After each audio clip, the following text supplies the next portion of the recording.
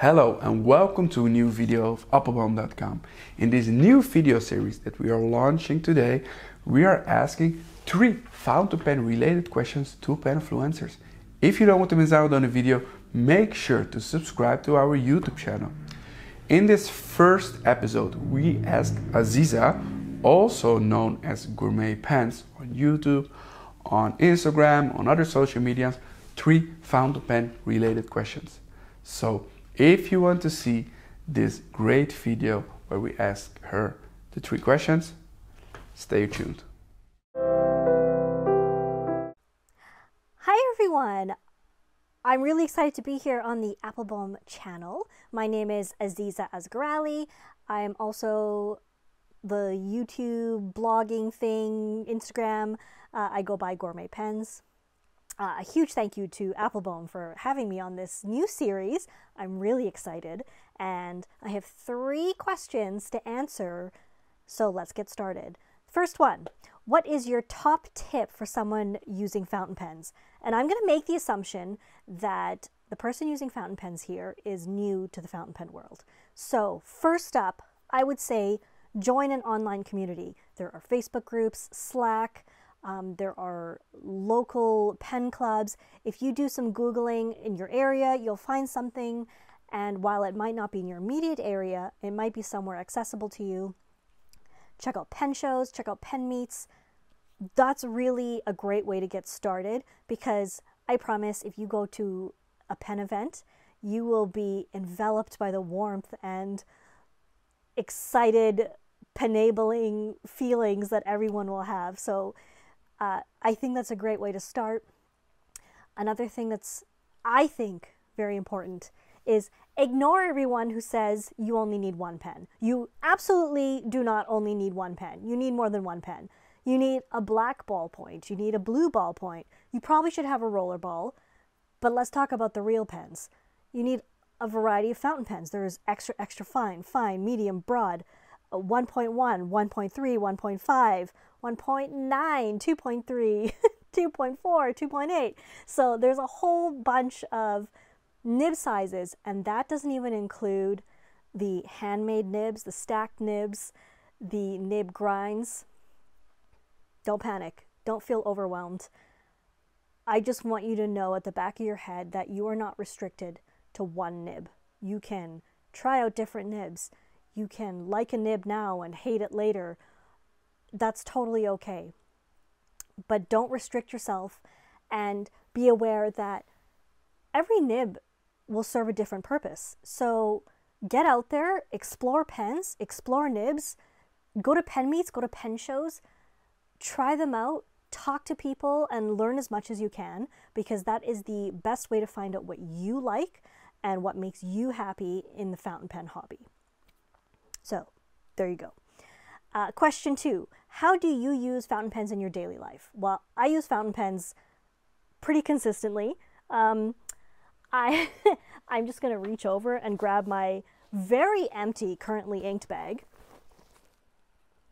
So, I use fountain pens to draw, doodle, practice calligraphy, create inky art.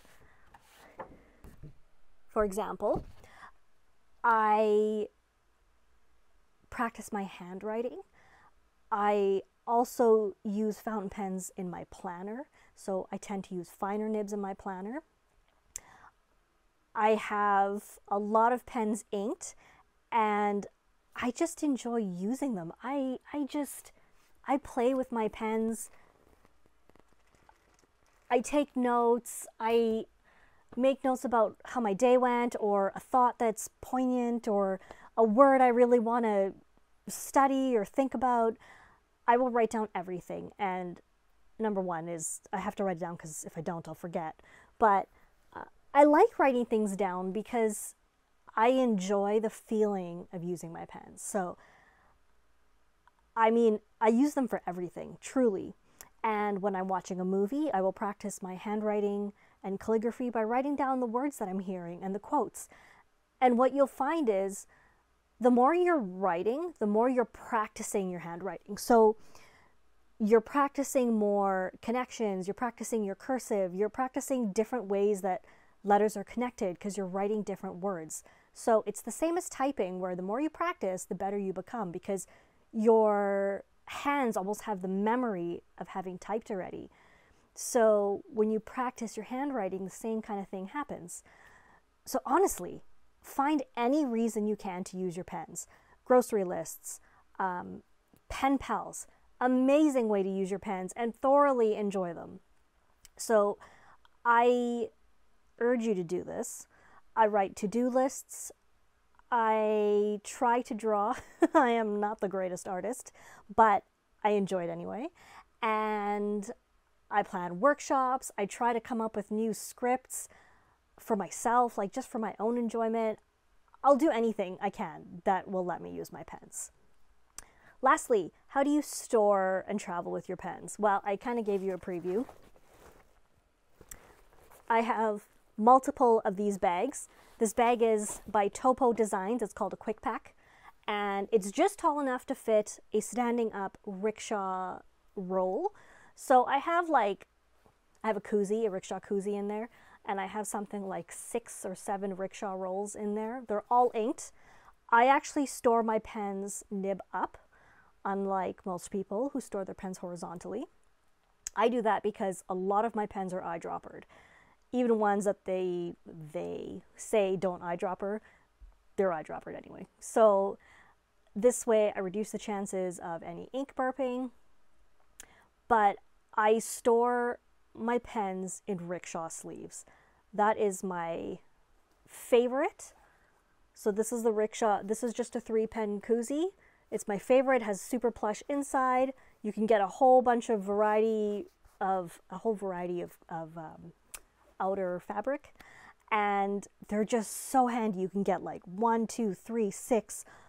You can have custom ones made with whatever you want. I think somebody had 40 made for one roll. So there's a whole bunch of options, and it's nice and secure, prevents your pens from rubbing on each other if that's something that upsets you. The plush insides are really protective, really gentle on all surfaces. And it doesn't, like if you have pens that are outgassing, like celluloids or a delicate material, it doesn't hold it in, like it lets it through the fabric.